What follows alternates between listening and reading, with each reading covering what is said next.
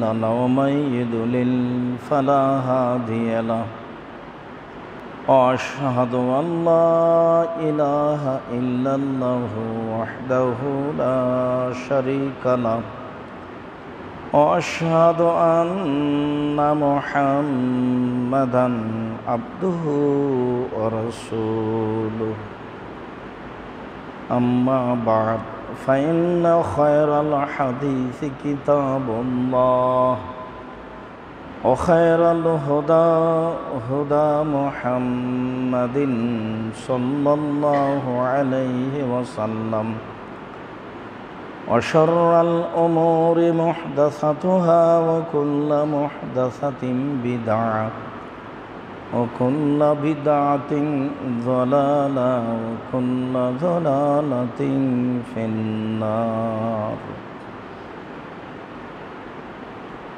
أعوذ بالله من الشيطان الرجيم.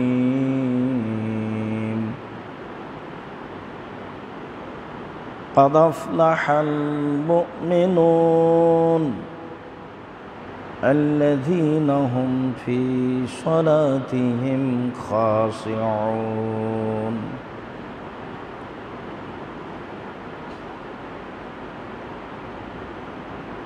عن معاوية بن الحكم رضي الله تعالى عنه قال بين أنا أصلي مع رسول الله صلى الله عليه وسلم إذ أتى رجل من القوم فقلت يرحمك الله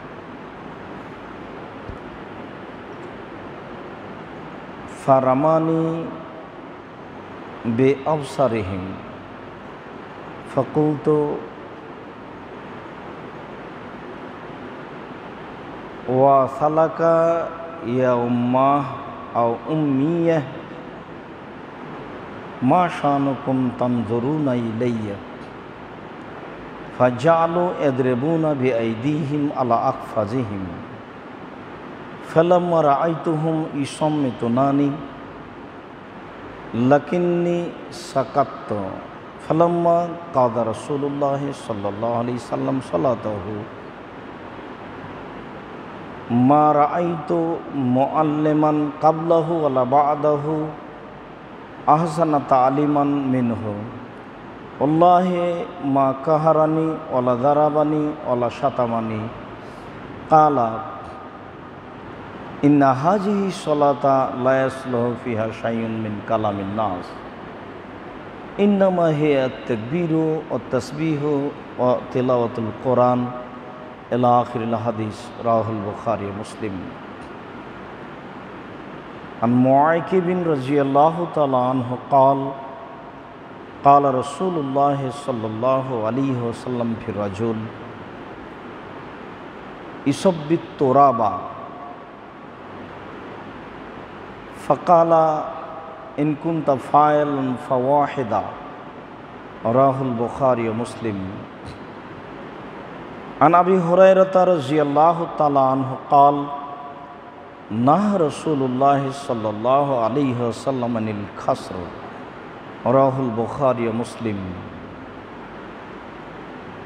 عن عائشة رضي الله تعالى عنها قالت سألت رسول الله صلى الله عليه وسلم عن الالتفات فقال هو الاختلاس يختلسه الشيطان من صلاة العبد. রাওয়াহ বুখারী ও মুসলিম। সম্মানিত মসজিদের মুসাল্লি, প্রশংসা আল্লাহর জন্য, শান্তি অবতীর্ণ হোক আল্লাহর রাসূলের উপর সাল্লাল্লাহু আলাইহি ওয়াসাল্লাম।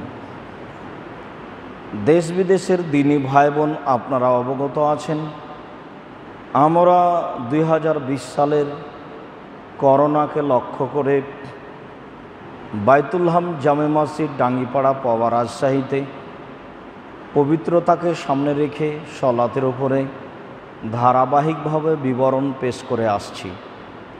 সেই ধারাবাহিকতা বজায় রেখে আজকের জুমার বক্তব্যের বিষয় হচ্ছে সলাতের মধ্যে করণীয়, সলাতের মধ্যে কি কি কর্ম জায়েজ হতে পারে আর কি কর্ম না যায়, এমন কি কর্ম আছে যে সলাত অবস্থাতেও করা যায়, আর এমন কি কর্ম আছে যা সলাত অবস্থায় করা যায় না। আল্লাহ তাআলা বলেন, কাদ আফলাহাল মুমিনুন আল্লাযীনা হুম ফি সলাতিহিম খাশিউন। ওইসব সলাত আদায়কারী মোমেন পুরুষ নারী সফল হলো যারা ভয় ভীতি নিয়ে সলাত আদায় করলো। তাহলে সলাতের মধ্যে একটা ভয় ভীতি থাকতে হবে, তাহলে মানুষ সলাত আদায় করে সফল হবে।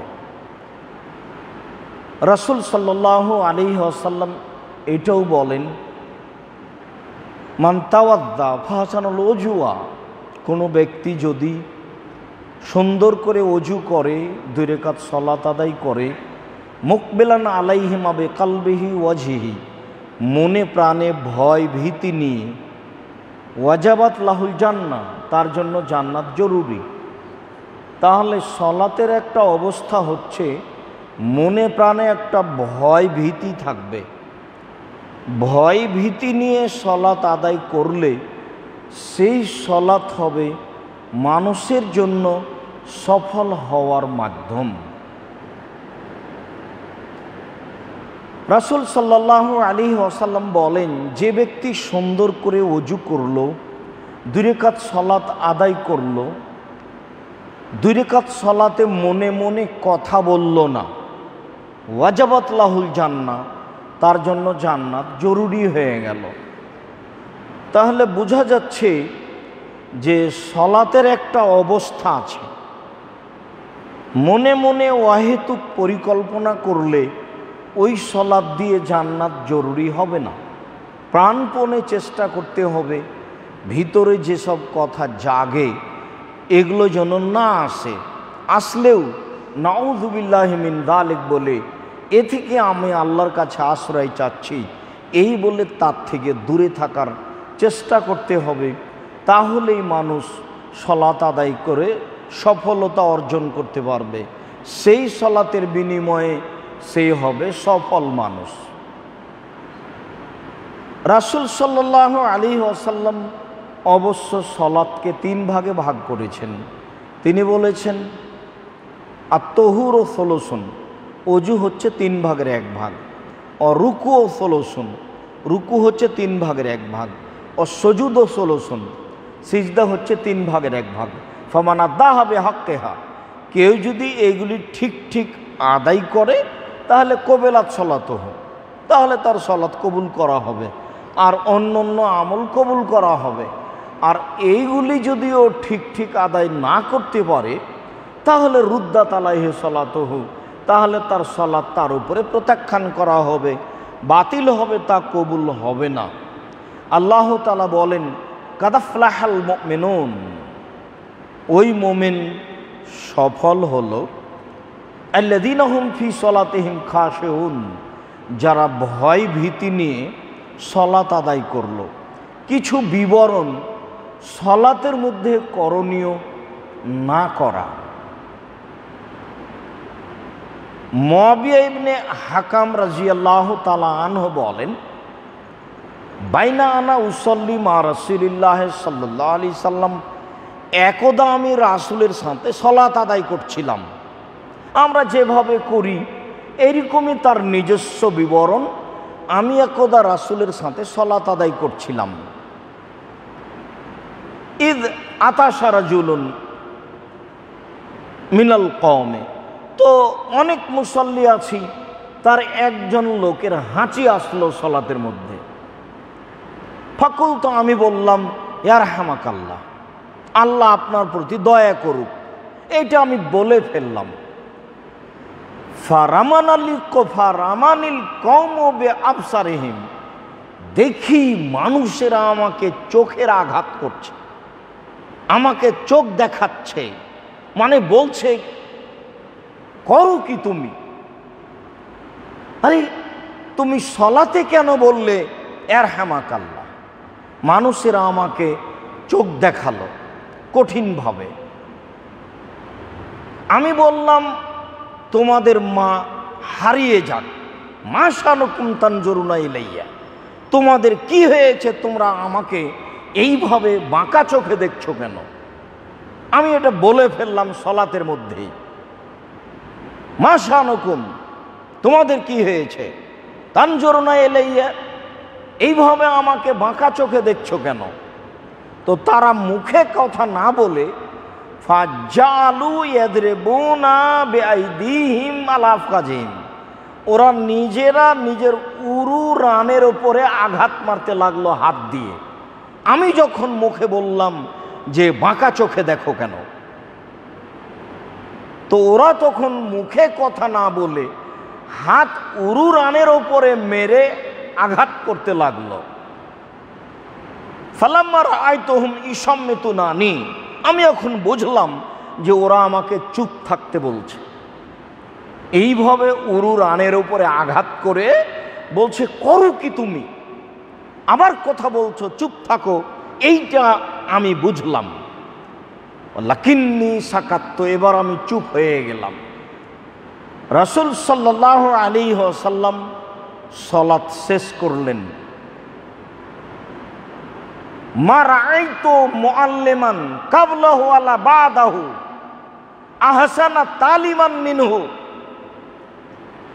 আমার জীবনে আমি এত ভালো, এত ভদ্র, এত নম্র শিক্ষক দেখিনি। শিখিয়ে দেওয়ার শিক্ষক এত ভদ্র, এত নম্র, এত সুন্দর আমি দেখিনি। আল্লাহে, আল্লাহর কসম, আমি মুআবিয়া ইবনে হাকাম আল্লাহর কসম করে বলছি, আল্লাহর কসম, মা কাহারানি ওয়ালা জারাবানি ওয়ালা শাতামানি, তিনি আমাকে ধমক দিলেন না, তিনি আমাকে মারলেন না, তিনি আমাকে গালিও দিলেন না। কালা, তিনি বললেন, ইন্না হাদিহিস সালাত লা ইয়াসলুহু ফিহা শাইউন মিন কালামিন নাস, এটার নাম হচ্ছে সলাত, এই সলাতে মানুষের কথা চলে না। তুমি যখন বলেছ ইয়ারহামাকাল্লাহ, তখন তুমি মানুষের সাথে কথা বলেছ। এইটা সলাত, এই সলাতে মানুষের সাথে কথা বল চলে না। ইন্নামা, নিশ্চয়ই এইটা হচ্ছে আত-তাসবিহ ও তাকবীর ও কিরাতুল কোরআনে। এখানে আছে তাসবিহ, এখানে আছে তাকবীর, এখানে আছে তেলাওয়াত। এই তিনটার সমন্বয়ে সলাত। সলাতে মানুষের কথা চলে না। তাহলে একজনের হাঁচিতে এ উত্তর দিয়েছিল। এইবার চলেন, মুতাররিফ ইবনে আব্দুল্লাহ ইবনে সিক্ষিরানা বিয়ে, মুতাররিফ ইবনে আব্দুল্লাহ তার পিতার মধ্যস্থতায় তার দাদা থেকে বর্ণনা করেন। অন্য এক বর্ণনায় এসেছে রেফা ইবনে রাফে রাদিয়াল্লাহু তাআলা আনহু বলেন, কুনতু সাল্লাইতু খালফা রাসূলিল্লাহি সাল্লাল্লাহু আলাইহি সাল্লাম, একদা আমি আল্লাহর রাসূলের পিছনে সালাত আদায় করলাম। ফা আতাস্তু, সালাত আদায় করতে করতে আমার হাঁচি আসলো। যখন হাঁচি আসলো, ফাকুলতু, আমি বলে ফেললাম, আলহামদুলিল্লাহ হামদান কাসীরান তাইয়িবান মুবারাকান ফিহে মুবারাকান আলাইহে। আলহামদুলিল্লাহ, প্রশংসা আল্লাহর জন্য, হামদান কাসীরান, খুব বেশি বেশি প্রশংসা, মুবারাকান ফিহে, মঙ্গলময় প্রশংসা, ও মুবারাকান আলাইহে, যার প্রশংসা তিনিও মঙ্গলময়। মঙ্গলময় সত্তার প্রশংসা, মঙ্গলময় প্রশংসা, খুব বেশি বেশি প্রশংসা, প্রশংসা আল্লাহর জন্য।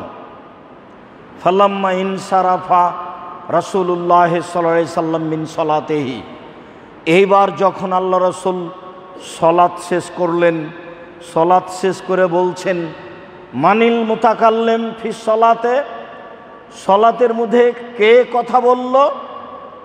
ফালাম ইয়াতাকাল্লাম আহাদুন, কেউ কথা বলল না, চুপ থাকলো। কালাহা সানিয়ে, দ্বিতীয়বার বললেন মানিল মুতাকাল্লিম, কে কথা বলল? কেউ সাড়া দিল না, সবাই চুপ থাকলো। ফাকালাহা সালিসা, তৃতীয়বার আল্লাহর নবী বললেন মানিল মুতাকাল্লিম, কে সলাতের মধ্যে কথা বলল? তখন আমি বললাম যে আমি রেফা ইবনে রাফে, আমি বলেছি। তখন রাসূল সাল্লাল্লাহু আলাইহি সাল্লাম বলছেন, শোনো, আল্লাজি নাফসি বিয়াদিহি, আল্লাহর কসম করে আমি বলছি, আমি মুহাম্মদ সাল্লাল্লাহু আলাইহি সাল্লাম আল্লাহর কসম করে বলছি, ইবতাদারাহা বিজাতু সালাসিনা মালায়েকা ইয়াসআদুহা বেহা, তোমার এই কালেমার নেকি উপরে নিয়ে যাওয়ার জন্য 30 জনের অধিক, প্রায় 39 জন ফেরেশতা তাড়াহুড়া করছে, ব্যস্ত হয়ে গেছে তোমার এই কালেমার নেকি উপরে নিয়ে যাওয়ার জন্য। এইবার তার নিজের হাঁচি এসেছিল, সে বলেছিল আলহামদুলিল্লাহ হামদান কাসিরান তাইয়িবান মুবারাকান ফি মুবারাকান আলাইহি। তখন আল্লাহ রাসূল বললেন, শোনো, আমি কসম করে বলছি, তোমার এই দুয়ার, এই কালেমার নেকি উপরে নিয়ে যাবে আল্লাহর কাছে, এই জন্য 30 জনের অধিক, প্রায় 39 জন ফেরেশতা তাড়াহুড়া করছেন কে নিয়ে যাবে। আগের বারে বললেন এইটা সলাত, এই সলাতের মধ্যে মানুষের কথা চলে না, আর এইবার বলছেন 30 জনের অধিক ফেরেশতা এই কালেমার নেকি নিয়ে যাওয়ার জন্য তাড়াহুড়া করছেন। তাহলে দুইটার মধ্যে পার্থক্য কি? আগেরটা ছিল আর একজনের উত্তর, আর পরেরটা নিজেই বলেছেন কারো উত্তর ছিল না। তাহলে বোঝা যাচ্ছে যে হাঁচি আসলে উত্তর দেওয়া জরুরি, এমনকি সলাতের মধ্যেও জরুরি। নিজের হাঁচির নিজে উত্তর দিবে, কেউ কারো হাঁচির উত্তর দিবে না। কেউ কারো যদি হাঁচির উত্তর দেয় তাহলে তা হয়ে যাবে মানুষের কথা। এইখানে আরেকটি কথা বলেনি, একদা পল্লীর বেদুইন মানুষ মসজিদে এসে পেশাব করতে আরম্ভ করল। সাহাবীগণ ধমকাতে লাগলেন। রাসূল সাল্লাল্লাহু আলাইহি সাল্লাম বললেন, ফাদাউহ অফিরাতিন ফালা তুজরিমুহ, এই থামো, ওকে ধমকায়ও না, ওকে পেশাব করতে দাও। পেশাব করা হলো। যারা সাহাবী সাথে ছিলেন, ওমর, আবু বকর, সিদ্দিকের মতো মানুষকে বললেন, যাও বালতিতে করে পানি নিয়ে এসে পেশাবের উপরে ঢেলে দাও। আর লোকটিকে বললেন, ইন্না হাজিহি মসজিদ লা ইয়াসলু ফিহা আল কাদার, এই মসজিদে অপছন্দ যায় কিছু চলে না। ইন্নামা ইয়াসলু ফিহে আত-তাকবীর আত-তাযকির ওয়া তিলাওয়াত কিরাতুল কোরআন, এখানে চলে তাকবীর, এখানে চলে জিকির, এখানে চলে কোরআন তেলাওয়াত। দুইটা হাদিসের সমন্বয়ে বলা হয়েছে মানুষ নিজের ভাষাতেও আল্লাহর কাছে দোয়া প্রার্থনা করতে পারবে না, সেটাও মানুষের কথা বলে গণ্য হয়ে যাবে। সারা পৃথিবীর কোনো মানুষ স্ব ভাষায় সলাতের মধ্যে সিজদায় কোনো দোয়া করতে পাবে না। সেই কালে ইমাম আবু হানিফা রাহিমাহুল্লাহর পক্ষ থেকে ফার্সি ভাষাতে সলাত আদায় চলবে কি না এরকম একটা কথা এসেছিল, সেটাকেও নাকচ করা হয়েছে। মানে সলাতে মানুষ নিজস্ব ভাষা প্রয়োগ করতে পারে না। রাসূল সাল্লাল্লাহু আলাইহি সাল্লামের দোয়াটি বলতে পারে যখন তার নিজের জন্য। এছাড়া সলাতের মধ্যে মসজিদে এমন কিছু কর্ম চলে না। আবারও স্পষ্ট করি, আর একজনের জবাব দিতে সলাতের মধ্যে নিষেধ করা হলো। জবাব ছিল ইয়ারহামাকাল্লাহ। কেউ যদি বলে হাঁচির পরে আলহামদুলিল্লাহ, তখন আপনি শুনে বলবেন ইয়ারহামাকাল্লাহ, আল্লাহ আপনার প্রতি দয়া করুক। সে তখন আবার বলবে ইয়াহদিকুমুল্লাহ ইসলেহ বা আলাকুম, আল্লাহ আপনাকে হেদায়েত করুক আর আল্লাহ আপনার অবস্থাকে ভালো করুক। এক হাঁচিকে লক্ষ্য করে এইভাবে বিধান দিয়েছেন মুহাম্মদ সাল্লাল্লাহু আলাইহি সাল্লাম।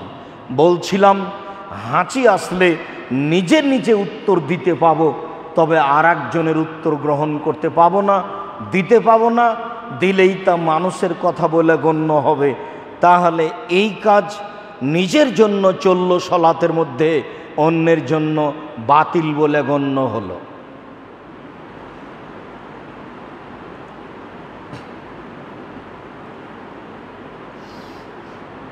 আবু হুরায়রা মুআইকিব রাদিয়াল্লাহু তাআলা আনহু বলেন,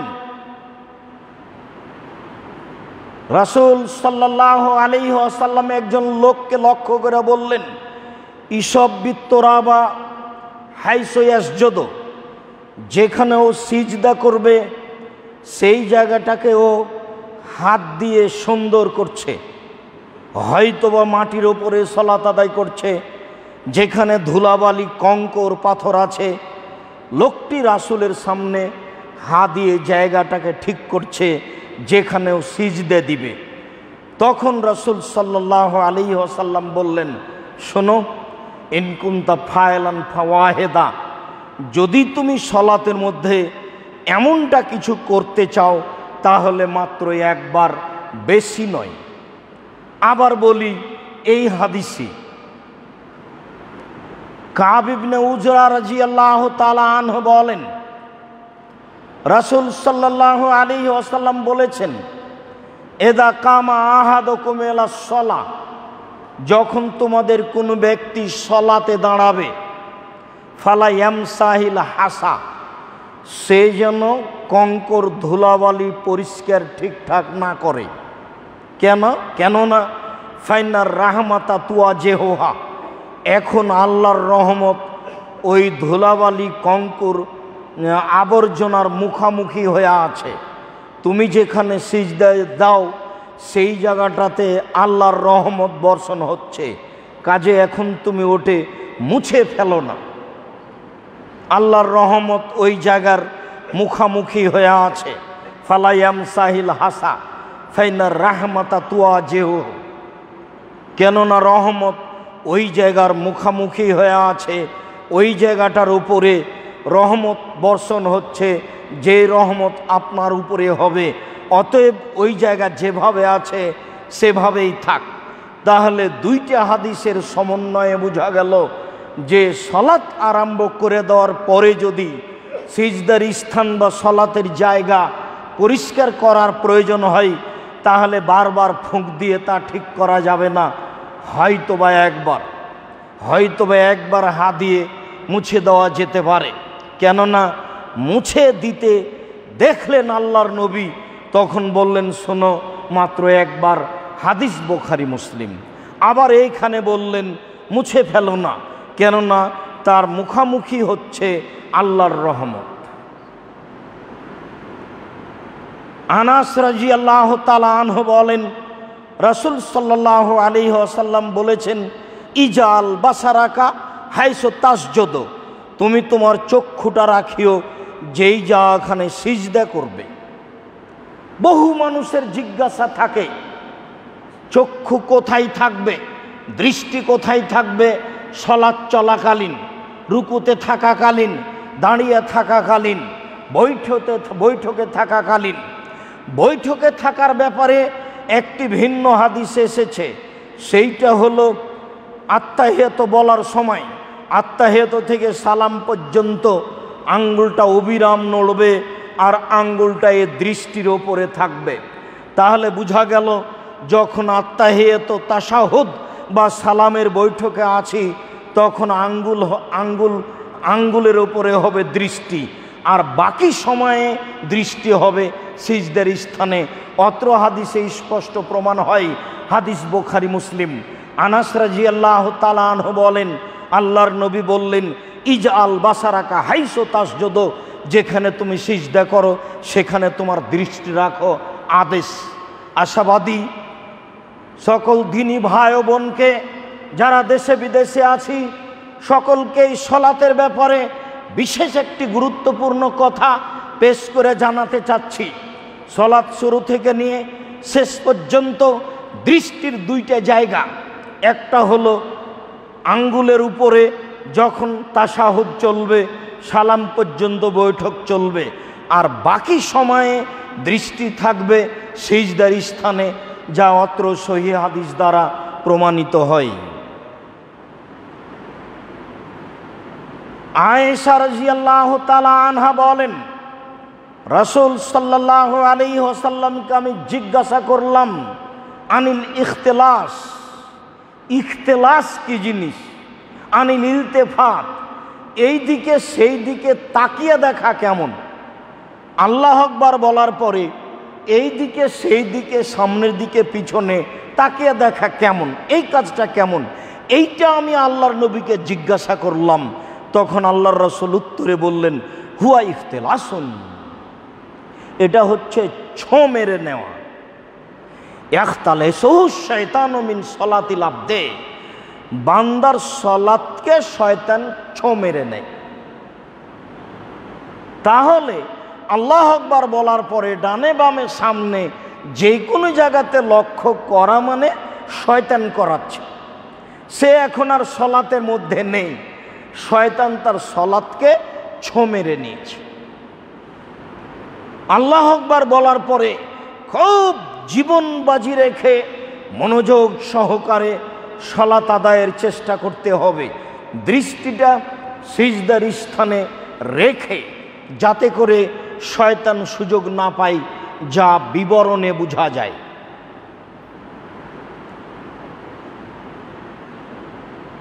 আবু হুরায়রা রাদিয়াল্লাহু তাআলা আনহু বলেন, রাসূল সাল্লাল্লাহু আলাইহি সাল্লাম নাহা রাসূলুল্লাহ সাল্লাল্লাহু আলাইহি খাসরে, রাসূল সাল্লাল্লাহু আলাইহি সাল্লাম সালাত অবস্থায় কোমরে হাত দিতে নিষেধ করেছেন, কোমরে হাত রাখতে নিষেধ করেছেন।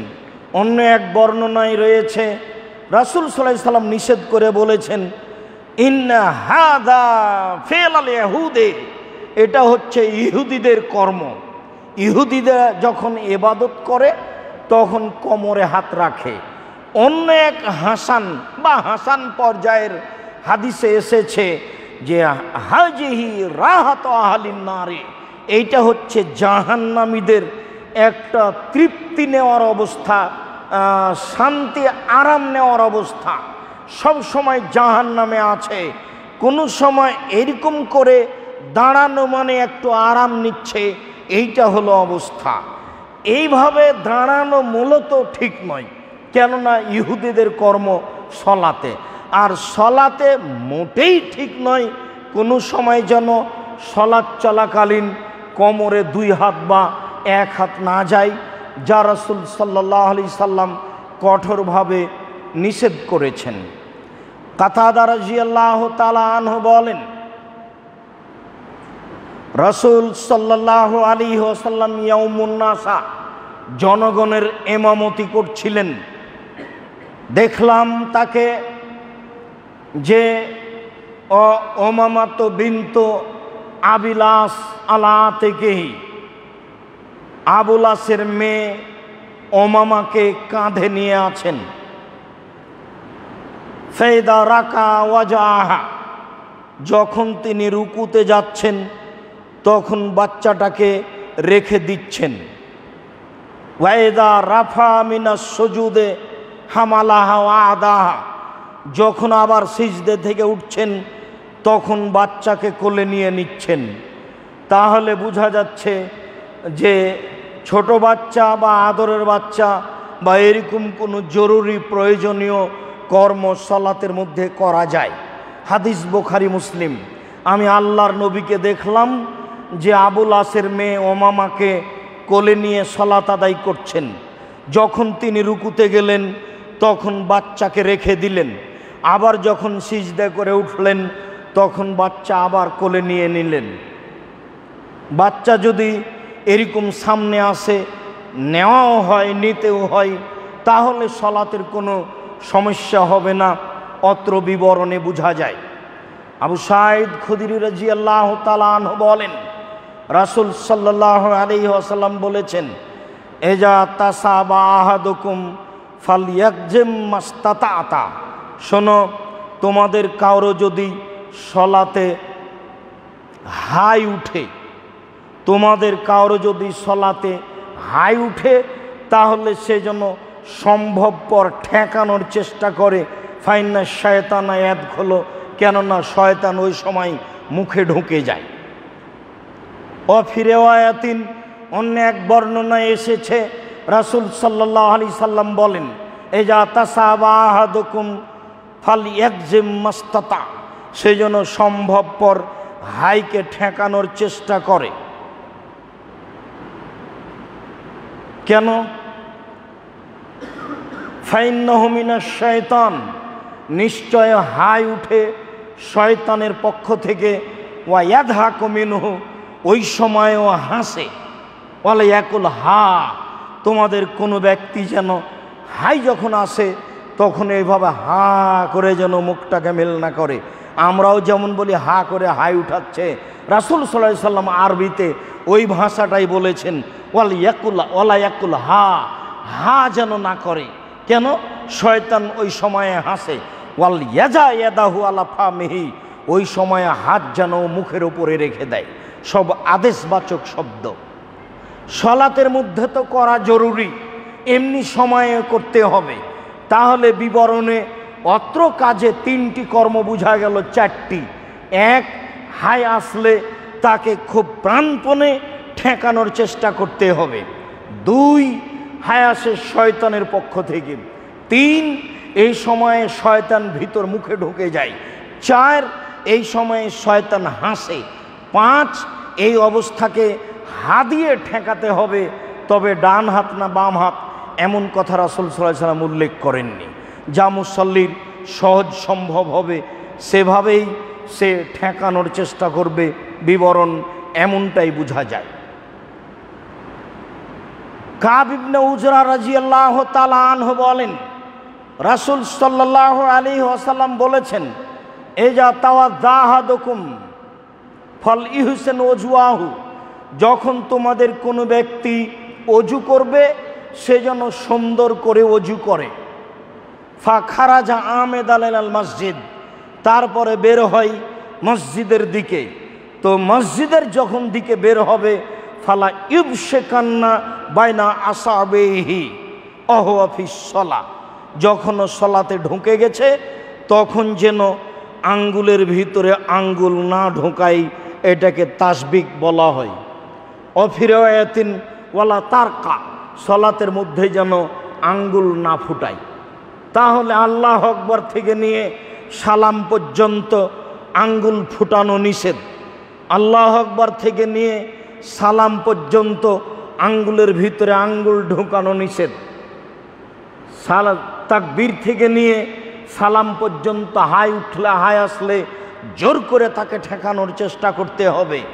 তাকবীর থেকে সালাম পর্যন্ত কোনো এমন কর্ম করা হবে না, এই দিক ওই দিকে লক্ষ্য করা হবে না, যাতে শয়তান সুযোগ পেয়ে আমার সালাতটাকে ছোঁ মেরে নিয়ে চলে যাবে, যাতে আমি পূর্ণ নেকি পাবো না। এমন কর্ম থেকে বিরত থাকার চেষ্টা করতে হবে। আল্লাহ আমাদের তৌফিক দান করুক। আল্লাহুম্মা আমিন। আল্লাহুম্মা সাল্লি আলাইহি, আল্লাহুম্মা বারিক আলাইহি।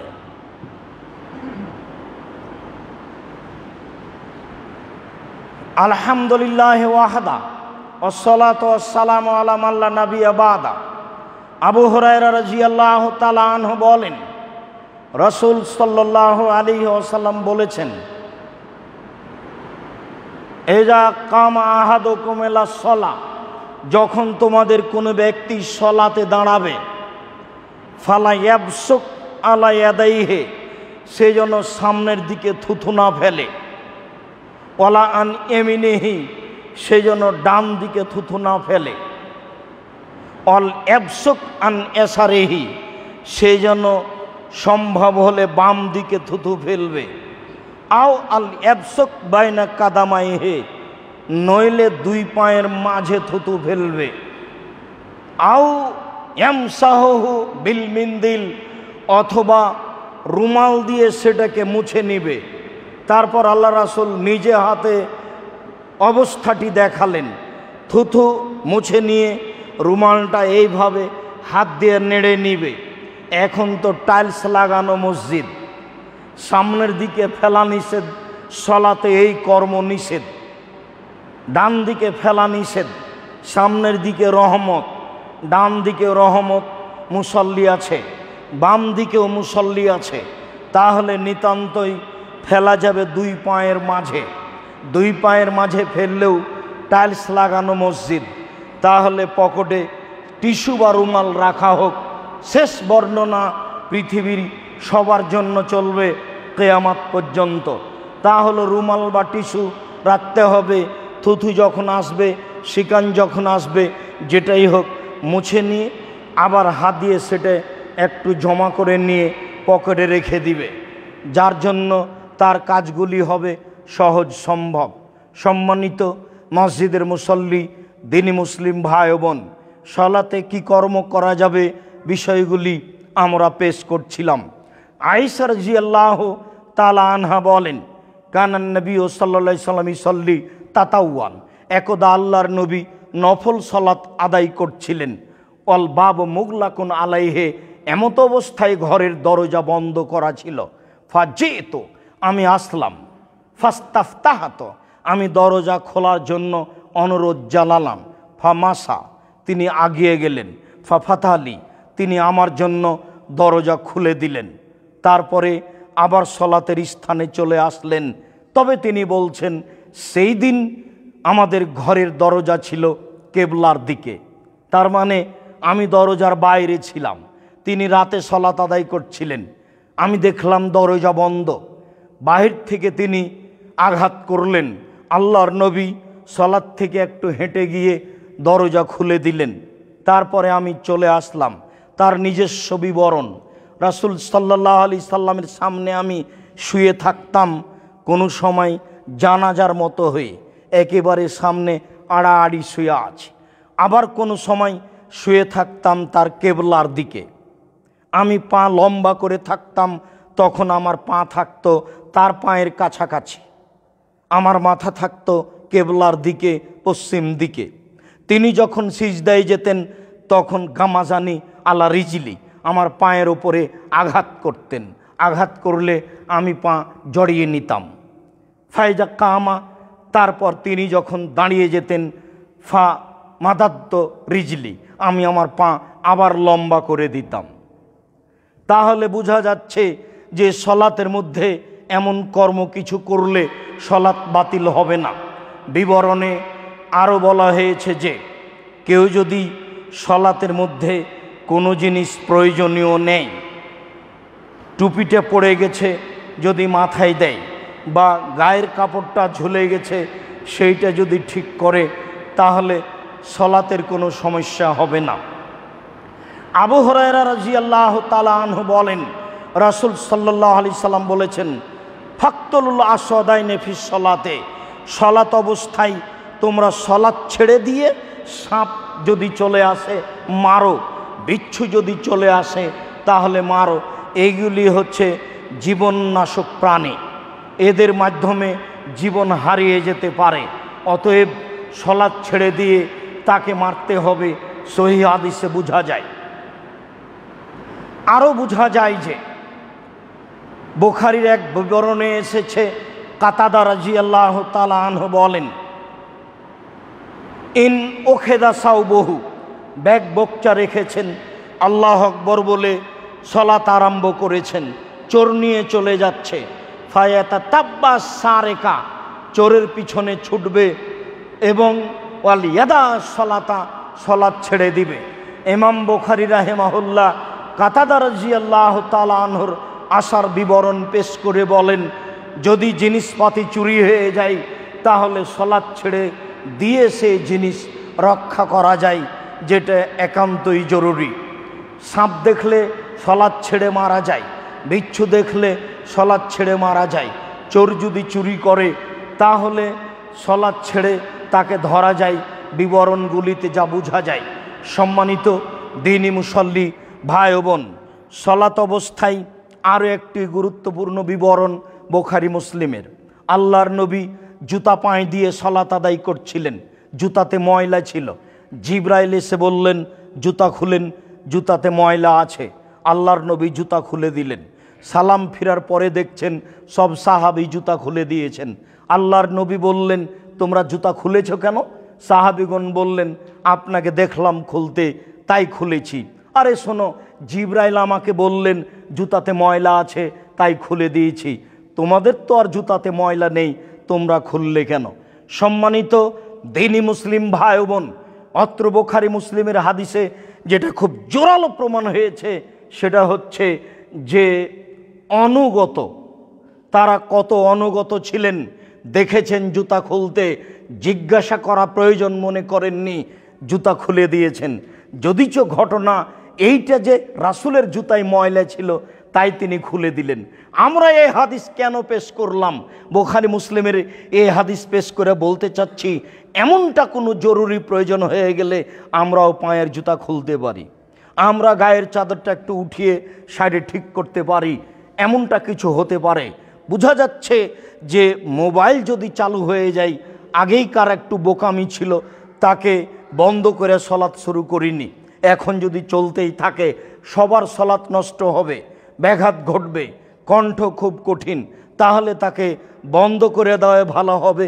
বিবরণগুলিকে সামনে রেখে এমনটা বলা যেতে পারে। সম্মানিত দ্বীনি ভাই বোন, অত্র হাদিসে আর একটি কথা খুব জোরালোভাবে মনে পড়ে গেল। বলছিলাম 2020 সালের লকডাউনকে সামনে রেখে 3 ফুট পর পর দাঁড়ানো জায়েজ হয় কি করে? প্রাচীরের মতো দাঁড়াতে হবে, ফাঁকা বন্ধ করে দাঁড়াতে হবে। মর্মে যত কঠোরতা এসেছে ধর্মে, শরীয়তে এত কঠোরতা আর কোনো বিষয়ে এসেছে বলে আমি আব্দুর রাজ্জাক বিন ইউসুফ অবগত নই। সাথে সাথে সারিবদ্ধ হয়ে প্রাচীরের মতো দাঁড়াতে হবে, এইটা হলো ইবাদত। পৃথিবীর কোনো মানুষের কথাই এর পরিবর্তন ঘটে না। কাবা ঘরে যদি কিয়ামত পর্যন্ত আর কোনো দিন মানুষ প্রাচীরের মতো না দাঁড়ায়, তবুও সেটা বৈধ বলে জায়েজ হবে না, বৈধ হওয়ার কোনো পথ নেই। কাবা ঘর দিয়ে ধর্ম চালু করা হয়নি। যিনি ধর্ম চালু করেছেন তার নাম মুহাম্মদ সাল্লাল্লাহু আলাইহি সাল্লাম। তিনি বলেছেন আমি দুনিয়া থেকে চলে যাচ্ছি, দুটো জিনিস রেখে গেলাম, কোরআন আর হাদিস।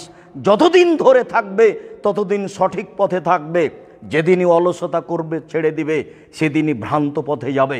পৃথিবীর কোনো ব্যক্তি, পৃথিবীর কোনো স্থান মানুষের জন্য ধর্ম হতে পারে না। ধর্ম মুহাম্মদ সাল্লাল্লাহু আলাইহি সাল্লাম যা বলেছেন সেটাই চূড়ান্ত ধর্ম।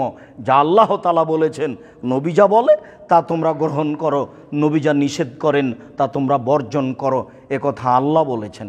সম্মানিত দ্বীনি ভাই বোন, রাসূল সাল্লাল্লাহু আলাইহি সাল্লামকে মেনে চলার বিষয়টি বলতে গিয়ে যা বলছিলাম এখনও তা স্পষ্ট করতে পারিনি। আর এক বাক্য এখানে বলে রাখি, দুই একটি বাক্য, সেটা হচ্ছে এই যে সাহাবীরা কত সতর্ক ছিলেন, কত সতর্ক ছিলেন, কত সতর্ক ছিলেন। জুতা খুলে দিয়েছেন তাই তারাও জুতা খুলে দিয়েছেন। এই সাহাবীকে একদিন যদি বলতেন যে প্রাচীরের মতো দাঁড়াও, তাহলে কিয়ামত পর্যন্ত কোনো একজন সাহাবী বা অনুগত ব্যক্তিকে আর বলা লাগতো না, একবার বলাই যথেষ্ট। কিন্তু আল্লাহর নবী তার 23 বছরে যত ওয়াক্ত সালাত আদায় করেছেন তত ওয়াক্তেই সাহাবীর দিকে মুখ করে বলেছেন প্রাচীরের মতো দাঁড়ান, ফাঁকা বন্ধ করুন। এই বাক্য না বলে তিনি সালাত শুরু করেননি, অথচ সাহাবীরা এত সচেতন। আমি মনে হয় বুঝাতে পারলাম না, এত সচেতন ব্যক্তিকে এত বলা লাগে না। কিয়ামত পর্যন্ত কোনো দিন কোনো মানুষ প্রমাণ করতে পারবে না যে আল্লাহর নবী একদিন এক ওয়াক্ত সালাত মুখামুখি না হয়ে প্রাচীরের মতো দাঁড়াও এ কথা না বলে, ফাঁকা বন্ধ করো এ কথা না বলে সালাত শুরু করেছেন। এমনটা প্রমাণ কিয়ামত পর্যন্ত হবে না। যদিও ভারত, বাংলাদেশ, পাকিস্তানের শতকরা ৯৫টা মসজিদে একামত হচ্ছে, যখন আপনার কাদকামাতি সলাতের কাছাকাছি গেছে, ওইদিকে একটা ময়লাযুক্ত বায়সাতের পাগড়ি পেঁচাচ্ছে ইমাম সাহেব একামতের শেষ দিকেই, যখন তখন আল্লাহ আকবার বললেন, উনি ভুলেও মুসল্লির দিকে লক্ষ্য করে বললেন না যে কাতার সোজা করুন। যা আপনার চোখের সামনে জাজল্য ঘটছে, দৈনন্দিন ঘটছে, জবাব বিচারের মাঠে কি দিবে মানুষ প্রস্তুত থাকুক, সেটা তাদের ব্যাপার। আমরা তাদের ব্যাপারে কি সিদ্ধান্ত দিতে পারি? রাসূল সাল্লাল্লাহু আলাইহি সাল্লাম যা বলেছেন সেইটুকু বলে গেলাম। যার তাকদিরে যতটুকু আমল রয়েছে সেই ততটুকু করবে। তবে বিষয়টি এমনটাই যে রাসূল সাল্লাল্লাহু আলাইহি সাল্লামকে মেনে চললেই সফলতা রয়েছে, যদি মেনে না চলি তাহলে ধ্বংস রয়েছে, এ কথাই ঠিক। সম্মানিত দিনী ভাই বোন, রাসূল সাল্লাল্লাহু আলাইহি সাল্লাম আব্দুল্লাহ ইবনে আব্বাসের বিবরণে যা বোঝা যায় তিনি তা করলেন। আব্দুল্লাহ ইবনে আব্বাস বলছেন, আমি আমার খালার বাড়ি মাইমুনার বাড়ি বেড়াতে গেলাম। সেদিন ছিল রাসূলের রাত্রি মাইমুনার কাছে, আমার খালার কাছে। আমি আড়াআড়ি শুয়ে গেলাম বিছানে, লম্বালম্বি না শুয়ে, আমি তো ছোট ছেলে, আড়াআড়ি শুয়ে গেলাম। তারা তখন কিভাবে শুইলেন তার বিবরণ আর নেই। দেখলাম আল্লাহর নবী ভররাত্রে উঠে চোখ দুটো আগে মুছলেন, বুখারী মুসলিমের বর্ণনা। এরপরে তিনি পানির পাশে গিয়ে পানি নিয়ে সুন্দর করে অজু করলেন, সালাত আরম্ভ করে দিলেন। আমিও উঠলাম, ছোট ছেলে, আমিও সুন্দর করে অজু করলাম। আমি তার ডান দিকে দাঁড়িয়ে, তার বাম দিকে দাঁড়িয়ে গেলাম। দুইজন হলে আর একজন আপনার ডান দিকে থাকবে, এটা হলো সুন্নাত। তা আমি তার বাম দিকে দাঁড়িয়ে গেলাম, তিনি আমার ডান কান ধরে পিছন দিক থেকে টেনে ডান দিকে নিয়ে আসলেন। হাদিস বুখারী মুসলিম। এই হাদিস দিয়ে আমি কি বুঝাতে চাচ্ছি? এই হাদিস দিয়ে বুঝাতে চাচ্ছি সালাতের মধ্যে প্রয়োজনীয় কর্ম। আমি যদি বুঝাতে না পারি আমি অক্ষম। আরও একটি বুখারী মুসলিমের বিবরণ আপনাকে বলি। সালাতের টাইম হয়ে গেছে, রাসূল সাল্লাল্লাহু আলাইহি সাল্লাম অজু করে হাঁটা আরম্ভ করলেন, অজ্ঞান হয়ে গেলেন। যখন চেতনা ফিরল বললেন আয়েশাকে, সালাত কি শুরু হয়ে গেছে? না, আপনার তারা অপেক্ষা করছে। অজু করে আবার হাঁটা আরম্ভ করলেন, সম্ভব হলো না। আবার অজু করে হাঁটা আরম্ভ করছেন। এবার একটু সম্ভব হচ্ছে। তিনি আগে বলেছিলেন আয়েশাকে যে তোমার বাপকে ইমামতি করতে বলো। তখন তিনি বলেছিলেন আমার বাপ নরম মেজাজের মানুষ, আপনি উমারকে বলেন। আবার আয়েশা এই কথা হাফসাকে বলতে বলেছিলেন। আয়েশা রাদিয়াল্লাহু তাআলা আনহা খুব চালাক মহিলা, বুদ্ধিমতী। ঠেকে গেছে হাফসা গিয়ে বলছেন যে আয়েশার আব্বা তো নরম মেজাজের মানুষ, আপনি তাহলে উমারকে আমার আব্বাকে বলেন। হ্যাঁ, আমি যেটা বলছি সেটা করো। উমারকে বলিনি তো, আমি আবু বকর সিদ্দিককে ইমামতি করতে বলছি। সালাত শুরু হয়ে গেছে, আল্লাহ রাসূল চলে আসলেন, তখন তার চেতনা ফিরে গেছে। ফাইশিরু বিয়াদিহি, আল্লাহর নবী পাশে এসে হাত দিয়ে ইশারা করে বলছেন যে আবু বকর সিদ্দিক আপনি ইমাম অবস্থায় বহাল থাকেন। কিন্তু তিনি হাত উঁচু করে দেখালেন, জি না, আপনি যখন চলে এসেছেন তখন আমি ইমামতিতে থাকতে পারবো না। তাই তিনি ইমামের জায়গা ছেড়ে দিলেন। আল্লাহর নবী তার বাম পাশে এসে বসলেন। এবার আবু বকর সিদ্দিক হলেন মুক্তাদি, ডান দিকে দাঁড়িয়ে, আর ইমাম হলেন বাম দিকে বসে। তাহলে আল্লাহ রাসূল এখন ইমাম, আর মুক্তাদি হলেন আবু বকর সিদ্দিক সহ আরও সবাই। সালাত চলাকালীন যদি ইমামের দুর্ঘটনা ঘটে তাহলে আর একজন ইমাম হয়ে যেতে পারে। সেই জন্য পাশের লোকগুলিকে একটু হুঁশিয়ার, বুদ্ধিমান, কোরআন মাজিদ বুঝে পড়তে পারে এরকম থাকতে হবে। একজন ইমামের যদি অজু ভেঙে যায় তাহলে এখন তো তাকে বের হয়ে যেতে হবে, তাহলে আর একজন ইমাম হলে কোন লোক হবে? সালাত চলাকালীন ইমাম পরিবর্তন হতে পারে, তার বুখারী মুসলিমের এই হাদিস। প্রয়োজনে ইশারা করা যায়, তাতে বোঝা যায় এটাই। আলী রাদিয়াল্লাহু তাআলা বলছেন আমি রাসূলের কাছে আসবো, তার দুইটা সময় ছিল। আমি যখন আসতাম দেখতাম যে তিনি সালাত আদায় করছেন, তখন তানাহালা আলী আমার জন্য একটু গলায় শব্দ করতেন, তখন আমি বুঝতাম যে তিনি সালাত আদায় করছেন। তাহলে সালাত অবস্থায় এই কর্ম করা যায়। আজকের আলোচনার শেষের দিকে চলে এসে বলছি, মুতারিফ ইবনে আব্দুল্লাহ ইবনে সিকখির রাদিয়াল্লাহু তাআলা আনহু বলেন যে আমি আল্লাহর নবীর কাছে আসলাম, দেখি তিনি তখন সালাত আদায় করছেন। ফলে জওফিহি আজিজুন কাজিজির রাহা, এই সময়ে তার পেটটাতে শব্দ হচ্ছে চাকি, জাঁতা চাকি দিয়ে যে আটা পিসার সমাতে যে শব্দ হয় এরকম শব্দ হচ্ছে। অফিরওয়ায়াতিন অন্য এক বর্ণনায় এসেছে আমি আসলাম, দেখেনি তিনি সলাত আদায় করছেন। অফিবাতনেহি কাল মির্জাল, একটা দেগ চুলার ওপরে আছে, নিচে আগুন জ্বলছে, পানি টকবক টকবক করে ফুটছে। এই পানির শব্দ যেমন আল্লাহ রাসূলের ভিতরে তেমন শব্দ হচ্ছে কান্নার। কোনোদিন সলাতে কান্না আসে কি? সলাতে কান্না না আসে, এটাও একটা অন্তর শক্তের প্রমাণ। কেউ নাই নির্জনে কান্নাকাটি করতে পারছেন না, এটা অন্তর একটা শক্তের প্রমাণ। আল্লাহ রাসূল সলাতের মধ্যে কাঁদছেন, যা সহিহ হাদিস দ্বারা প্রমাণিত হয়। সম্মানিত দিনী ভাই বোন, আমরা আজকের বিবরণে বলছিলাম সলাতের মধ্যে কি কি কর্ম করা যায়। সংক্ষিপ্ত বিবরণ পেশ করে বলতে চাইলাম যে খুবই জরুরি প্রয়োজনীয় কিছু করা যেতে পারে, তবে সম্ভবপর চেষ্টা চালাতে হবে।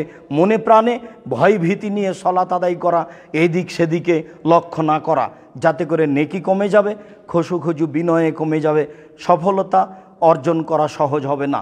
আল্লাহ তুমি আমাদেরকে সুন্দরভাবে যাতে করে সলাত কবুল হয় এরকমভাবে সলাত আদায় করার তৌফিক দান করো, আল্লাহুম্মা আমিন। তোমার দরবারে এই জোরালো দাবি ও দাওয়া রেখে আজকের জুমার খুতবা এখানে শেষ করলাম। সাল্লাল্লাহু আলাইহি ওয়াসাল্লাম।